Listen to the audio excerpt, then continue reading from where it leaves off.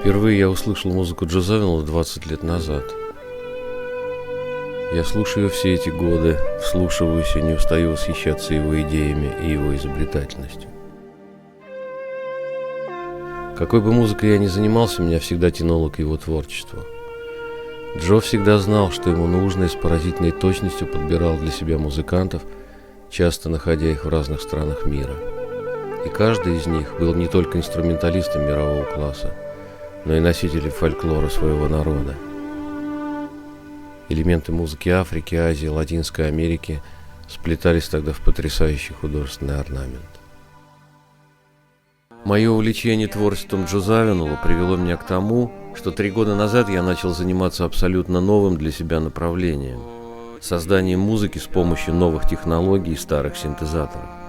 Мне всегда нравились компьютеры и синтезаторы, и я решил собрать и объединить их в один инструмент с большими музыкальными и техническими возможностями. Я хотел свободы. Я хотел смешивать тембры так же, как я смешиваю краски на палитре или холсте, и получать свои собственные, новые, оригинальные звуки.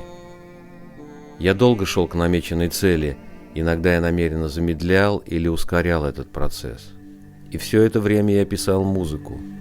Музыку в память о великом Джо Завинолле.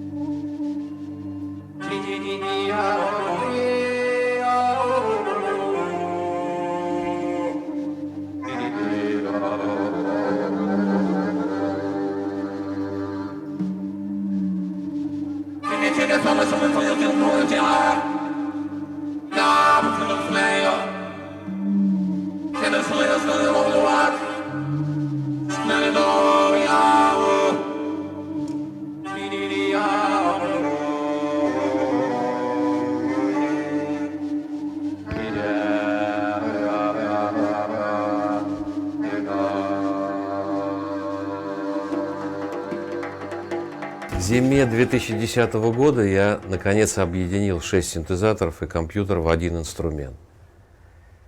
И попробовал сыграть концерт. Я был необыкновенно счастлив и свободен, ощутив в полной мере возможности этого общего инструмента. А летом случилось настоящее чудо, потому что на фестиваль «Усадьба джаз» приехали 2 выдающихся африканских музыканта, которые живут в Париже, и которые были долгие годы партнерами Джо Завинолла, барабанщик Паку Сери и басист Линли Март. Мои мечты сбылись.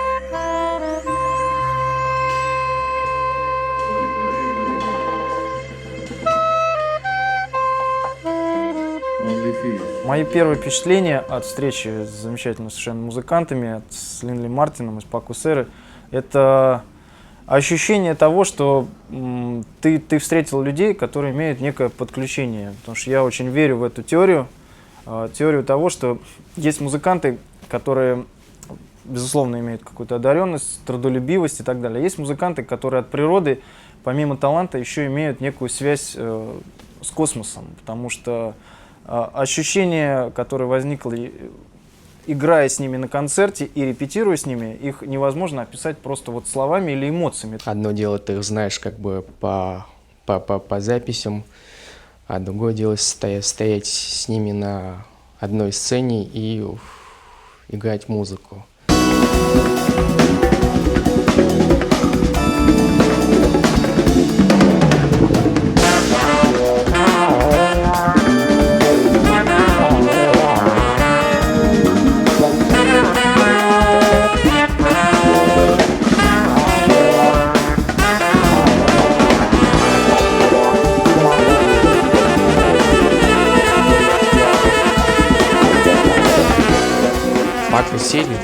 я его помню по записям, он там был еще был более молодой, тут приходит такой уже седовласый такой в возрасте.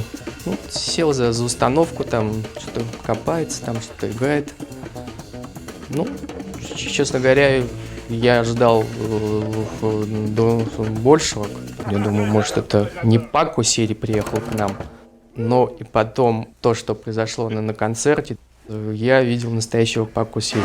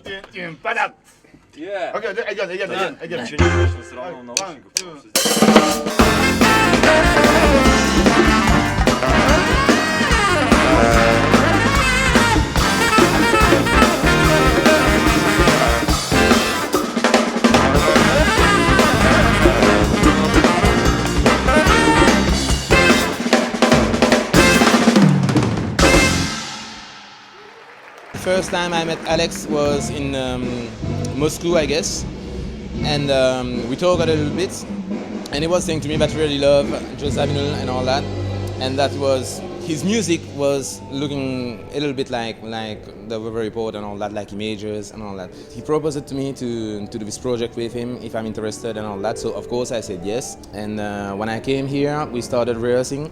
And he brought me directly into the mood of the Weather Report, the Syndicate, when we were playing a long time ago with Joe. Of course, it was really fun after the rehearsal, just for me to live